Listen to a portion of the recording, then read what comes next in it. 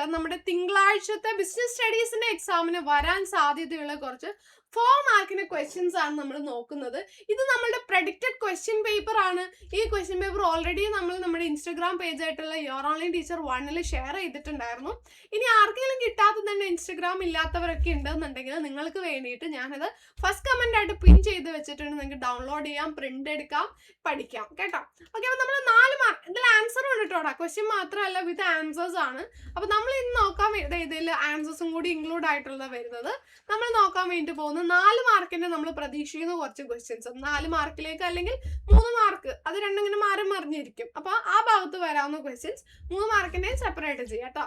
So first question ആണ്, explain the limitations of planning. പ്ലാനിങ്ങിന്റെ limitations എന്തൊക്കെയാണ്?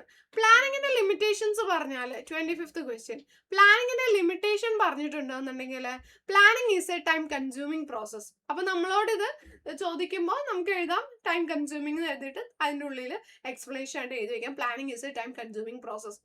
ഇത് എന്താണ്? ഭാവിയിൽ നടക്കാൻ സാധ്യതയുള്ള അൺസർട്ടൈൻ ആയിട്ടുള്ള, നമുക്ക് ഒരു പ്രെഡിക്റ്റ് ചെയ്യാൻ പറ്റാത്ത അൺസർട്ടൈൻ ആയിട്ടുള്ള കാര്യങ്ങളെ പറ്റിയിട്ടുള്ള കുറെ എന്താണ് അതിന്റെ ബേസിസിലാണ് ഇത് ചെയ്യുന്നത്.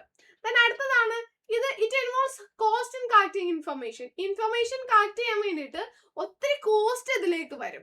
Then it may lead to rigidity. നമ്മളൊരു പ്ലാൻ സെറ്റ് ചെയ്തിട്ടുണ്ടെന്നുണ്ടെങ്കിൽ ആ പ്ലാനിൽ നിന്ന് മാറാന്ന് പറയുന്നത് ബുദ്ധിമുട്ടായിട്ട് വരും. അപ്പൊ അത് എന്തായിരിക്കും, കുറച്ച് റിജിഡ് ആയിട്ട് മാറും. Then planning cannot guarantee success. നമ്മളെല്ലാം പ്ലാൻ ചെയ്ത് വെച്ചു എന്ന് കരുതി നമുക്ക് സക്സസ് ഉണ്ടാവണം എന്നില്ല. ഓക്കെ, പക്ഷേ നമ്മൾ നമ്മുടെ എക്സാം പോയിന്റ് ഓഫ് വ്യൂവിൽ പറയുകയാണെങ്കിൽ നല്ലൊരു പ്ലാൻ ഉണ്ടെങ്കിൽ സക്സസ് ഗ്യാരണ്ടി ആണ്, നമ്മൾ ഏതൊരു എക്സാം ആണ് ഫേസ് ചെയ്യുന്നതെന്നുണ്ടെങ്കിലും. സോ അപ്പൊ അത് എൻ്റെ ഇത്രയും നാളത്തെ എക്സ്പീരിയൻസിൽ നിന്ന് വേണ്ടിയിട്ട് പറയാം. ഇപ്പോൾ BCom കഴിഞ്ഞ് MCom കഴിഞ്ഞ് CMA ഇന്റർ കഴിഞ്ഞ് ഇങ്ങനെ നിൽക്കുന്ന ഇത്രയും നാളത്തെ എക്സ്പീരിയൻസ് നമുക്ക് പറയാം, നല്ലൊരു പ്ലാൻ ഉണ്ടെങ്കിൽ സക്സസ് എന്ന് പറയുന്നത് ഗ്യാരണ്ടീഡ് ആണ്. അപ്പൊ അതുകൊണ്ട് ഇവിടെ നമുക്ക് ലിമിറ്റേഷൻസിൽ എഴുതാൻ പറ്റി കനോട്ട് ഗ്യാരണ്ടി സക്സസ് എന്ന്. നിങ്ങൾ പഠിക്കുമ്പോൾ, നിങ്ങൾ പരീക്ഷയ്ക്ക് പഠിക്കുമ്പോൾ നല്ലൊരു പ്ലാൻ നിങ്ങൾക്ക് ഉണ്ടെങ്കിൽ നിങ്ങളുടെ സക്സസ് ഗ്യാരണ്ടീഡ് ആണ്.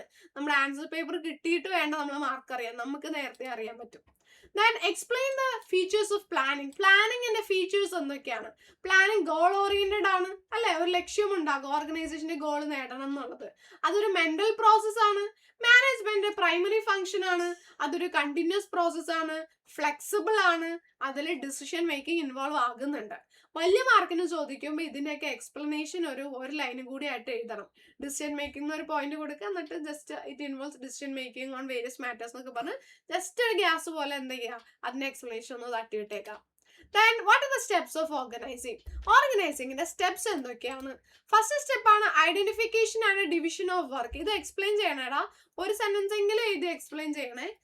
Identification and division of work, അതായത് ആദ്യം തന്നെ ചെയ്തു തീർക്കാനുള്ള വർക്ക് കണ്ടുപിടിക്കുക, അതിനുശേഷം അതിനെ മാനേജ് ചെയ്യാൻ പറ്റുന്ന ടാസ്കുകളായിട്ട് ഡിവൈഡ് ചെയ്യാം.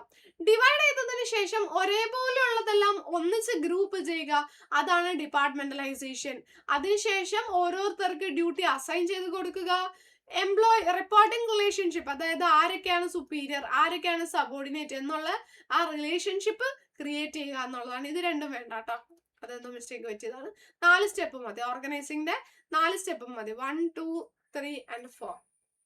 ഓക്കെ, ദെൻ മാത്സ് ഫോളോയിങ് ആണ്. ഇത് ഭയങ്കര കൺഫ്യൂസിങ് ആയിട്ട് നിങ്ങൾക്ക് തോന്നും. മാത്സ് ഫോളോയിങ് ആയിട്ട് പഠിച്ചില്ലെങ്കിലും നമ്മൾ സ്റ്റാൻഡിങ് പ്ലാനും അതുപോലെ തന്നെ പിന്നെ നമുക്ക് അതുപോലെ തന്നെ എന്തായിരുന്നു വേറൊരു പ്ലാനും കൊണ്ടുള്ള 2 ടൈപ്സ് ഓഫ് പ്ലാൻസ് വരുന്നുണ്ടല്ലോ, ചേഞ്ചിങ് ആയിട്ടും ചേഞ്ച് ആവാത്തതായിട്ടുള്ളത്. അതിലെന്തായാലും ഇമ്പോർട്ടൻ്റ് ആണ്. പോളിസി എന്ന് പറഞ്ഞാൽ ജനറൽ സ്റ്റേറ്റ്മെന്റ്സ് ആയിരിക്കും. പ്രൊസീജിയർ ഡീറ്റെയിൽഡ് ആയിരിക്കും, പ്രൊസീജിയർ റുട്ടീൻ സ്റ്റെപ്പ് ആയിരിക്കും.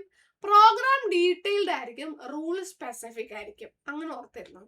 ഇനി ഡയഗ്രാം അറിയാലോ, social, economical, political, technological, legal. അത്രയുമാണ് നമ്മുടെ 4 മാർക്കിന്റെ സെക്ഷനിലേക്ക് നമ്മൾ പ്രതീക്ഷിക്കുന്ന ക്വസ്റ്റ്യൻ.